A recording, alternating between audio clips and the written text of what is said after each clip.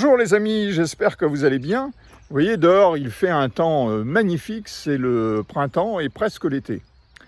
Je suis dans le parc de Pignerol à Saint-Barthélemy d'Anjou, un endroit où viennent s'entraîner tous les sportifs de la région, dont Olivier Tavot, que j'ai le plaisir d'accueillir dans cette chronique optimiste. Alors Olivier, c'est un sportif qui a fait du sport son hygiène de vie, comme on devrait tous le faire d'ailleurs, qui s'entraîne régulièrement et qui se lance régulièrement des défis.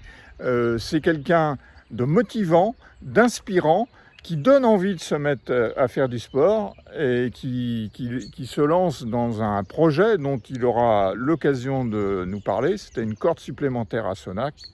Donc voilà, je vous invite à aller à la rencontre d'Olivier. Bonjour Olivier Tavot. Bonjour Yannick. Écoute, ravi de t'accueillir ici dans le magnifique parc de Pignerol à Saint-Barthélemy d'Anjou. C'est un endroit que tu aimes bien parce que c'est un endroit où tu viens courir parce que je l'ai dit dans la présentation, tu es quand même un sportif avant tout. Oui. C'est ta passion, tu fais beaucoup de choses, on va justement en parler. Et je me rappelle, il y a 10 ans, exactement, on s'est connus, tu te lançais dans une grande aventure, tu étais venu me solliciter d'ailleurs pour que j'en parle sur le média sur lequel je travaillais à l'époque. Tu te lançais dans une grande aventure, la traversée du Maine-et-Loire. Oui. Donc on peut revenir un peu, comment ça s'est passé à l'époque? Alors effectivement, oui Yannick, ça fait 10 ans qu'on se connaît.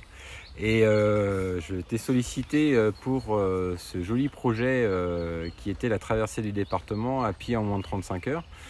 Un projet effectivement qui m'a amené à partir et à parcourir le Maine-et-Loire de la Mine Bleue de Noyant-la-Gravoyère jusqu'à l'abbaye de Fontevraud en passant par Angers, ce qui a représenté environ 4 et 5 marathons d'affilée.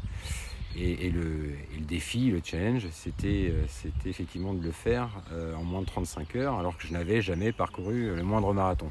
J'étais sportif quand même, mais pas du tout effectivement un marathonien chevronné. Donc, alors l'objectif c'était quoi? C'était montrer que tu étais capable de le faire? C'était montrer à tout le monde que c'était possible?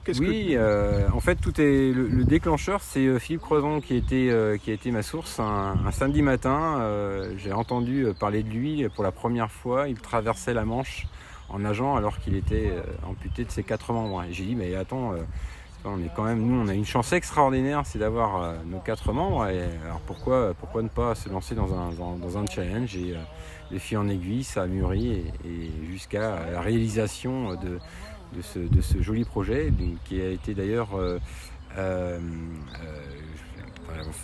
j'avais créé aussi parallèlement un challenge de rassembler des entreprises pour parcourir avec moi quelques kilomètres. Ouais.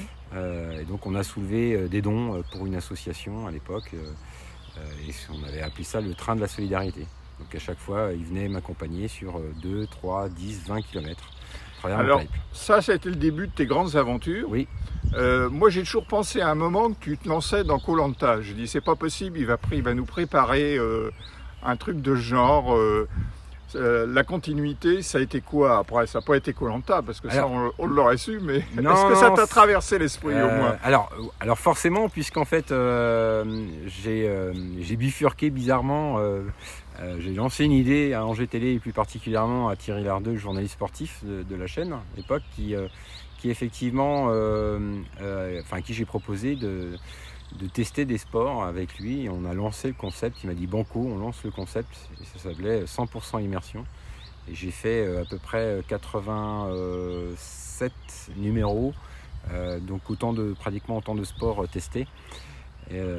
Et j'ai fait cette belle rencontre à ce moment-là avec Mathilde qui avait fait Koh-Lanta. On avait fait ici d'ailleurs à Pignerol une émission, un opus qui s'est transformé en fait en dépôt de candidature à Koh-Lanta et j'ai jamais eu de nouvelles. Donc malheureusement je me suis mis en maillot de bain dans mon jardin pour pas grand chose.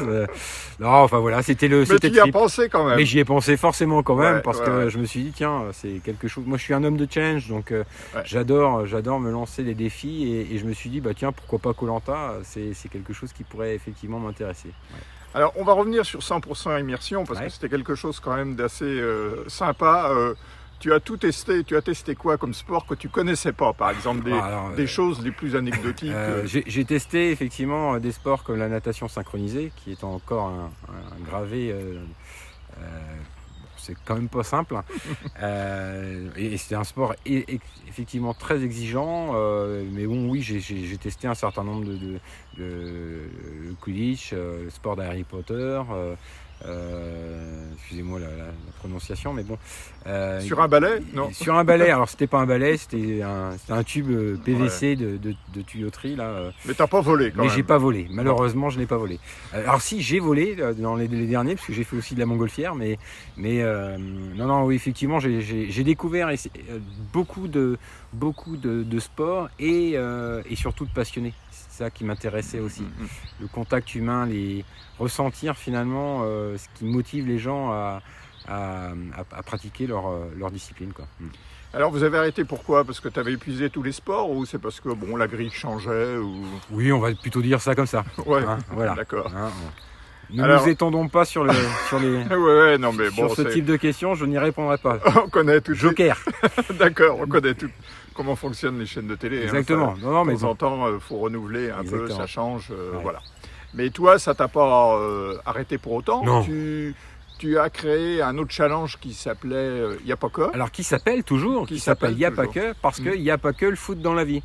Alors aujourd'hui, c'est une émission au format beaucoup plus réduit, parce qu'avec 100% immersion, on tournait au départ toutes les semaines et après tous les 15 jours. C'était énormément d'impro.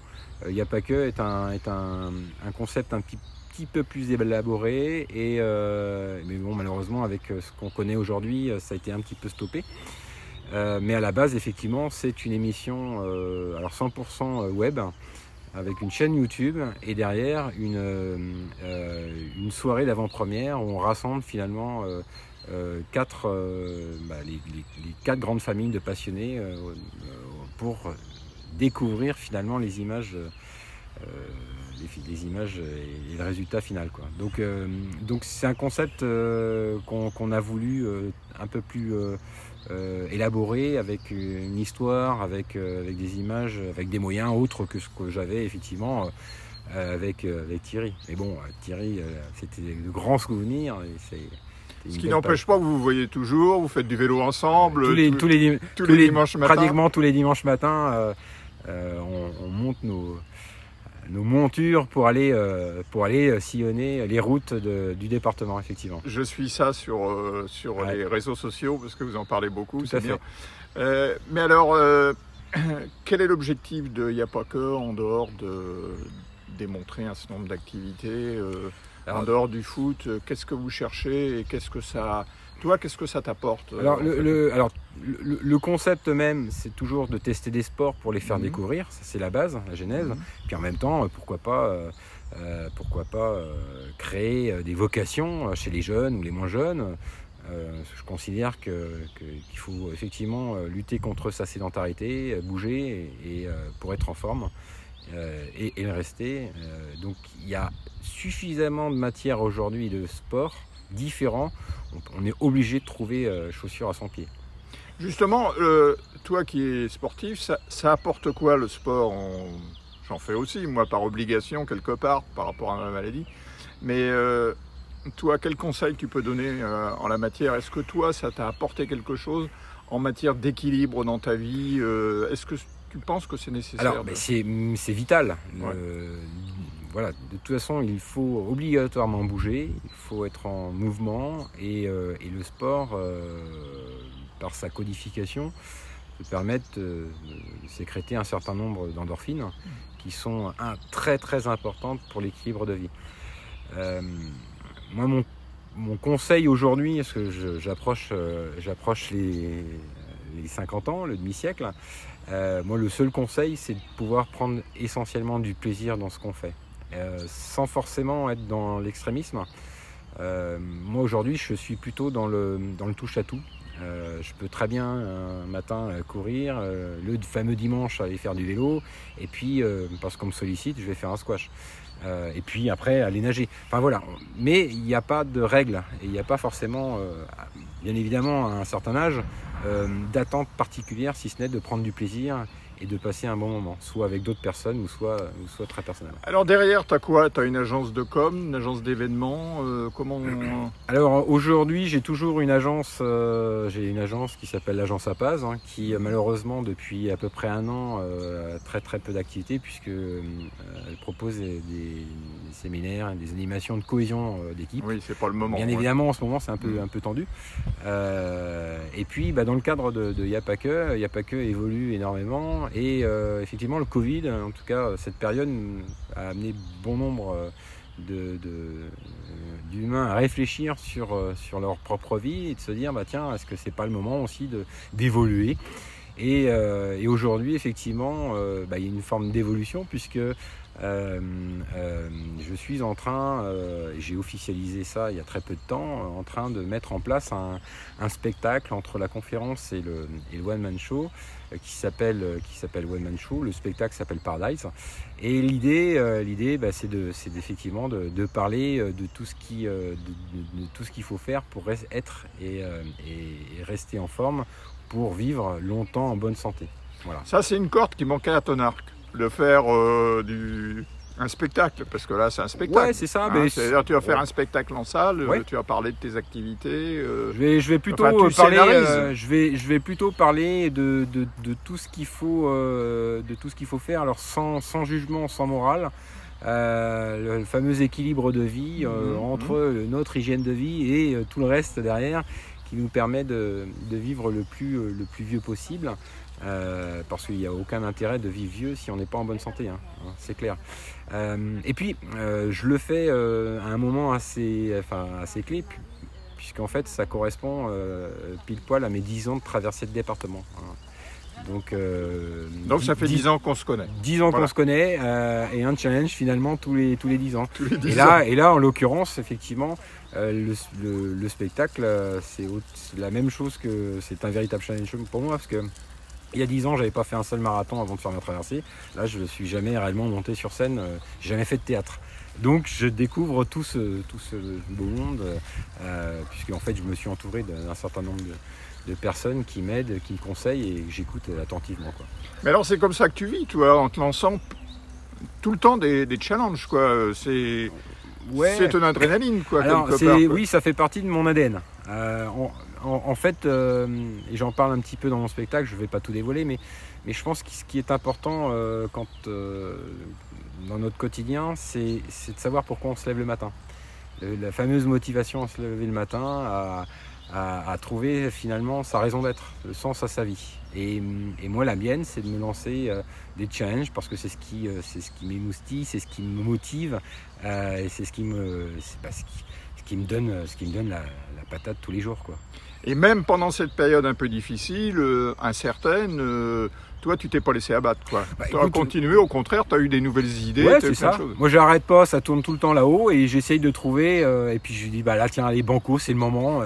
Et puis comme c'était quand même quelque chose qui était dans mon inconscient depuis un petit moment, qui était en train de prendre une forme et une forme assez de plus en plus précise en tout cas, je dis allez banco, il faut profiter de cette période d'incertitude pour se relancer, pour se motiver, pour se dire allez on y va, on avance et vivre la vie, quoi. Bon, écoute, c'est sur ces belles paroles qu'on va terminer. Je pense que c'est très encourageant pour tous ceux qui nous suivent, puisque c'est le but de la chronique, c'est d'encourager les autres. Et je pense que pour toi, ça pose pas de problème. Non, écoute, on va continuer comme ça, et puis j'invite effectivement tout le monde à venir à ce spectacle. Il n'y a pas beaucoup de place non plus, mais voilà. Ça aura lieu quand et à quel endroit?